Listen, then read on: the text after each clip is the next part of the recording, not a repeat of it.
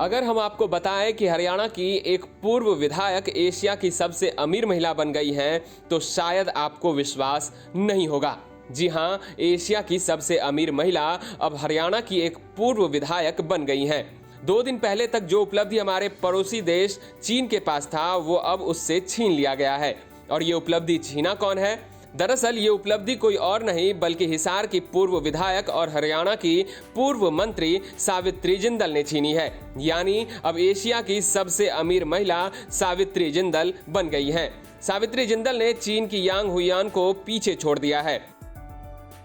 सावित्री जिंदल 18 अरब dollar की कुल संपत्ति के साथ एशिया की सबसे अमीर महिला बन गई हैं। साल 2021 में यांग हुइयान की प्रॉपर्टी लगभग 24 बिलियन डॉलर थी और वो करीब 5 सालों तक एशिया की सबसे अमीर महिला रही। लेकिन इस साल आए रिपोर्ट के अनुसार यांग हुइयान को करीब 11 अरब डॉलर का नुकसान हुआ, जिसके कारण वो इंडेक्स में एशिया की सबसे अमीर महिला वाली रैंक खो दी। हालांकि हाल के सालों में सावित्री जिंदल की संपत्ति में कई उतार चढ़ाव देखने को मिला। कोरोना महामारी की शुरुआत में यानी साल 2020 के अप्रैल माह में सावित्री जिंदल की कुल संपत्ति लगभग 5 बिलियन डॉलर थी, जो अप्रैल 2022 आते आते 15.6 बिलियन डॉलर तक पहुंच गई और आज ये संपत्ति 18 बिलियन डॉलर की हो गई है।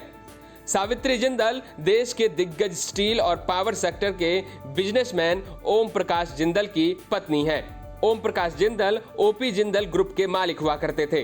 Jindal group steel, power, cement और इंफ्रास्ट्रक्चर के क्षेत्र में अपनी मजबूत पकड़ बना रखा है।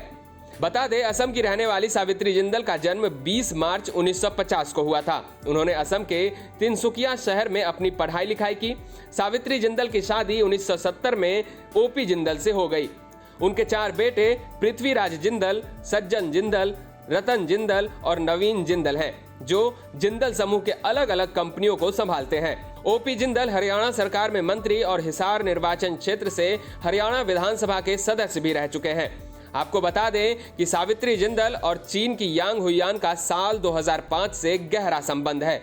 दरअसल यांग हुइयान को रियल एस्टेट डेवलपर में अपने पिता की हिस्सेदारी की विरासत मिली। उस समय वो दुनिया के सबसे कम उम्र की अरबपतियों में से एक थी और इसी साल एक हेलीकॉप्टर हादसे में ओपी जिंदल की मौत होने के कारण सावित्री जिंदल को जिंदल ग्रुप को संभालने की जिम्मेदारी मिली, जबकि उनका बिजनेस से दूर दूर तक कोई वास्ता नहीं था। वो सिर्फ घर की जिम्मेदारियों को संभालती थी। सावित्री जिंदल ने जब जिंदल ग्रुप की कमान संभाली तो वो 55 वर्ष की थी।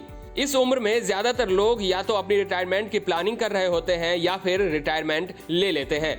उस उम्र में सावित्री जिंदल ने रिटायरमेंट की चिंता न करते हुए घर की जिम्मेदारी की तरह ही उन्होंने जिंदल ग्रुप की भी जिम्मेदारी अपने कंधों पर ले लिया और आज उन्होंने ये साबित कर दिया कि मेहनत करने वालों की कभी हार नहीं होती। इसी साल यानी 2005 में सावित्री जिंदल हिसार से पहली बार एमएलए भी चुनी गई और फिर साल 2009 में उन्हें फिर से यहां से बतौर एमएलए चुना गया, जिसके बाद उन्हें साल 2013 में प्रदेश की कांग्रेस सरकार में मंत्री पद से भी नवाजा गया। वहीं आपको जानकर हैरानी भी होगी कि एशिया की सबसे अमीर महिला सावित्री जिंदल अब भी हरियाणा सरकार से पूर्व विधायक होने के नाते 90,563 रुपये पेंशन के रूप में लेती हैं। सावित्री जिंदल, जो कभी अपने जीवन में कॉलेज तक नहीं गई, वो आज जिंदल ग्रुप की चेयरपर्सन है और देश के साथ साथ एशिया की सबसे अमीर महिला बन गई हैं।